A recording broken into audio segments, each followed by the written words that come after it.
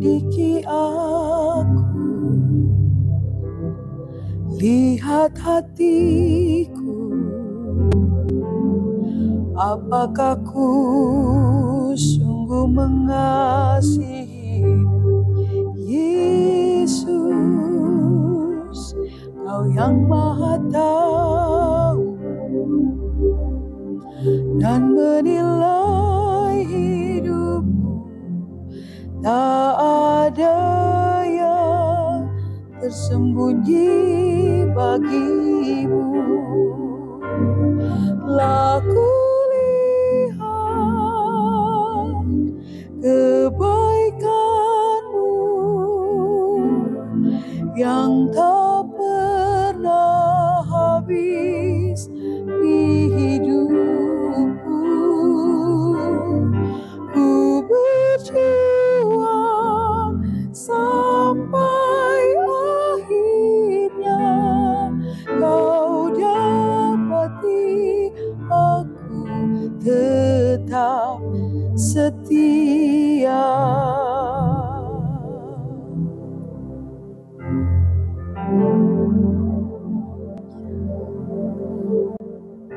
Selamat malam sahabat GPIB. Bersama saya Pendeta Lolita Manihing dari GPIB Jemaat Sumber Kasih Kendari.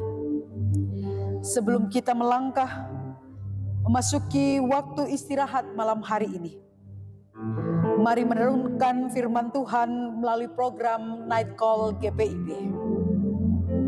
Saudara-saudaraku, marilah kita berdoa. Ya Bapa Maha Pengasih, kepadamu kami menyembah dan bersyukur atas pertolongan-Mu di sepanjang hari ini. Terpujilah Engkau yang memberi kami kekuatan melewati hari dalam berbagai karya dan layan kami. Sebelum kami beristirahat dari aktivitas sepanjang hari ini, kami rindu mendekat kepadamu, membaca dan merenungkan firman-Mu. Berilah Roh Kudus-Mu menguasai hati, pikiran, dan hidup kami. Biarlah tenang suasana di sekitar kami, sehingga kami dapat menghayati maksud-Mu lewat persekutuan kami dengan firman-Mu. Di dalam nama Tuhan Yesus, firman yang kekal, kami berdoa. Amin. Pembacaan Alkitab malam hari ini sesuai buku SBU pada bacaan malam hari terambil dari kitab Nehemia pasal 13 ayat 19 hingga ayat yang ke-31. Saya membacakannya bagi kita sekalian. Ketika pintu-pintu gerbang Yerusalem diselimuti bayang-bayang senja menjelang hari Sabat, aku menyuruh pintu-pintu itu ditutup dan tidak dibuka sampai hari Sabat berakhir. Aku menempatkan beberapa anak buahku di pintu-pintu gerbang supaya tidak ada muatan yang dibawa masuk pada hari Sabat. Orang-orang yang berdagang dan berjualan berbagai barang kemudian bermalam di luar tembok Yerusalem 1-2 kali. Lalu aku memperingatkan mereka, kataku, mengapa kamu bermalam di depan tembok? Kalau kamu sekali lagi melakukan itu, akan kulayangkan tanganku atasmu. Sejak itu mereka tidak datang lagi pada hari Sabat. Aku juga menyuruh orang-orang Lewi menahirkan dirinya dan datang menjaga pintu-pintu gerbang untuk menguduskan hari Sabat.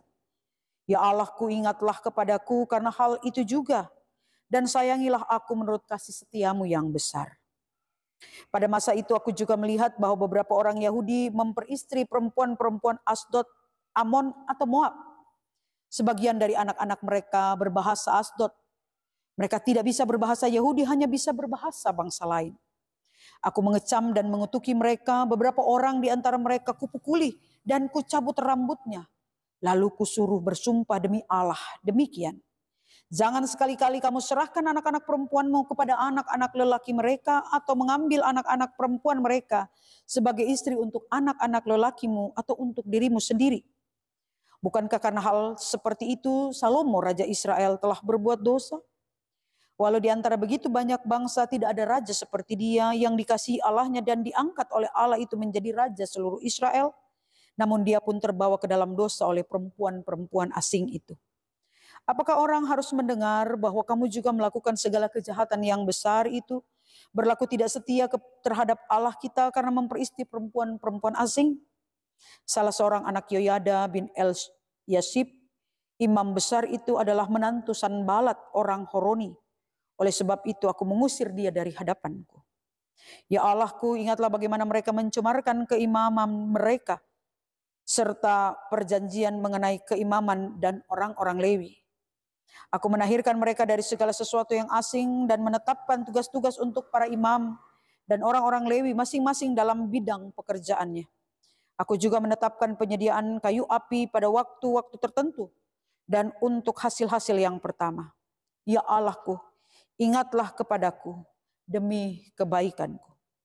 Demikianlah pembacaan Alkitab. Terpujilah Yesus Kristus, firman yang kekal. Haleluya. Sahabat GPIB yang dikasihi oleh Tuhan Yesus Kristus, nampaknya sulit bagi Israel untuk berpaling dari dosa. Karena dosalah Israel menjadi orang-orang buangan di tanah Babilonia 70 tahun lamanya.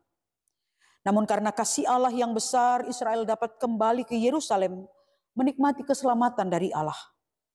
Di gelombang pertama bersama dengan Serubabel, Israel kembali ke Yerusalem dan membangun kembali bait Allah yang hancur.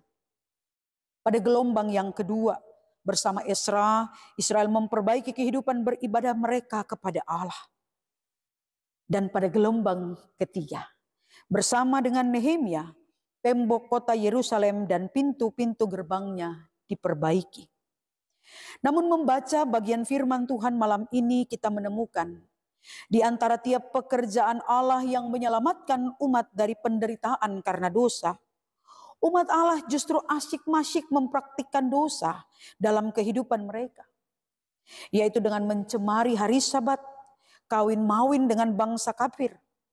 Belum lagi usaha dan upaya dari pihak luar, umat Allah untuk merusak kehidupan beriman. Sanbalat dan keluarganya yang mau melawan pekerjaan-pekerjaan Allah ditegakkan. Terhadap semua hal itu, Nehemia bersikap tegas. Ia tidak mau berkompromi dengan dosa dan tiap pelaku dosa. Nehemia menegur, mengatur sistem, serta mengambil tindakan yang tegas terhadap setiap pelaku kejahatan. Tanpa membeda-bedakan orangnya, Nehemia mendisiplinkan pelaku kejahatan yang didapatinya. Semua itu Nehemia lakukan dalam rangka untuk menjaga ketaatan hidup umat Allah. Sebab hanya dalam ketaatan mereka, berkat dan perkenanan Tuhan akan dinyatakan dalam kehidupan umatnya.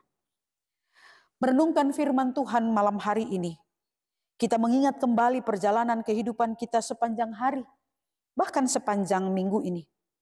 Sudahkah kita hidup dalam perkenanan Tuhan? Dengan menjaga kekudusan kehidupan kita, menjauhkan diri kita dari segala dosa dan kejahatan. Walau keadaan di sekitar kita seringkali mampu menjerumuskan kita dalam rupa-rupa penyesatan. Dan relasi kita dengan sesama dapat menjadi celah masuknya kegelapan. Apakah kita masih didapati Tuhan hidup dalam kebenaran dan mempraktikkan firman-Nya di tiap keadaan? Untuk tiap berkat yang saya dan saudara terima dari Kristus Tuhan kita, sudahkah kita juga menjadi berkat bagi sesama, bahkan dunia bersama dengan ciptaan lainnya? Dalam setiap kesukaran dan tantangan kehidupan yang Tuhan izinkan kita alami, adakah kita tetap mengandalkan Tuhan tanpa harus menjadi berdosa di tiap kesulitan kehidupan ini? Memang tidak mudah untuk hidup dalam keselamatan yang Tuhan anugerahkan. Sama seperti Israel dalam kepulangannya ke Yerusalem. Tidak serta-merta hidup menjadi senang dan aman. Ada tantangan-tantangan, pergumulan-pergumulan, tanggung jawab demi tanggung jawab yang Tuhan percayakan. Dalam tiap keselamatan ada tanggung jawab untuk tetap memeliharanya dalam kebenaran. Berjuanglah seperti Nehemia. Jangan biarkan dosa menjadi pandu dalam kehidupanmu. Kiranya Tuhan menolong kita untuk hidup dalam kebenarannya. Selamat beristirahat sahabat GPIB. Tuhan menjagamu. Amin. Mari kita berdoa. Ya Bapa Maha Pengasih, jagalah hati dan kehidupan kami dari dosa dan kejahatan. Bangkitkanlah semangat juang yang tinggi dalam diri kami untuk menolak rupa-rupa kecemaran dan berdisiplin hidup di dalam kebenaran. Biarkanlah istirahat malam hari ini menjadi cara Allah menghapus lelah kami dari pelbagai pergumulan hidup dan mengizinkan hari baru kami jelang esok sebagai tanda perkenanan-Mu. Jangan biarkan kami terhilang di tengah pergumulan hidup. Peganglah tangan kami erat di tiap usaha menghadirkan damai sejahtera-Mu. Bersama seluruh alam ciptaan-Mu, biarlah jiwa kami bersuka, hati kami bersorak, dan hidup kami memuliakan nama-Mu. Amin. Sahabat GPIB dimanapun berada, demikianlah renungan malam ini. Bersama seluruh tim Morning dan Night Call GPIB dan tim multimedia Sumber Kasih Kendari, kami mengucapkan terima kasih. Selamat beristirahat. Tuhan memberkati. Shalom. Telah kulihat